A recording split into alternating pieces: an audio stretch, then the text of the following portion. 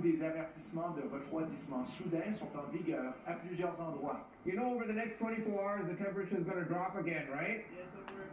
À Toronto, l'agent Tom Riggle avise d'ailleurs un sans-abri que la température va chuter.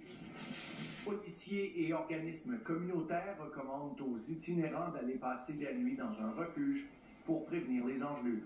Philippe Leblanc, Radio-Canada, Toronto. Oui, Joyce, c'est un peu le même scénario aux États-Unis, sauf que les Américains ont moins l'habitude de ces grands froids mordants. Des températures, Céline, qui ont atteint les moins 40, moins 50 degrés Celsius dans le Midwest.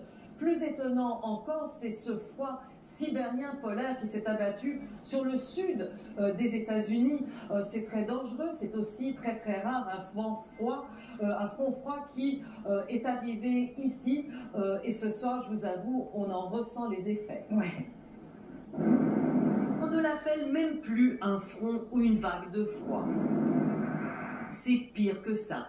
Ces températures glaciales qui s'abattent sur les États-Unis portent un nom bien plus redoutable, vortex polaire. Les médias aux États-Unis en font une obsession, avec raison peut-être.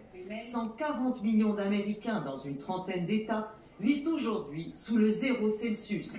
Incongru et bizarre, il fait bien plus froid dans le sud du pays, en Georgie et en Alabama, qu'en Alaska. On gèle, crie cette femme en Illinois. Le mercure indique moins 40, même moins 50 dans le Midwest. En fait, il fait tellement froid à Chicago, une ville pourtant habituée aux hivers qui vous gèlent les poils du nez, que les écoles sont fermées. Freezing, my nose freezing. Je suis frigorifiée, dit-elle, partout. Mon nez, mes yeux, ma bouche.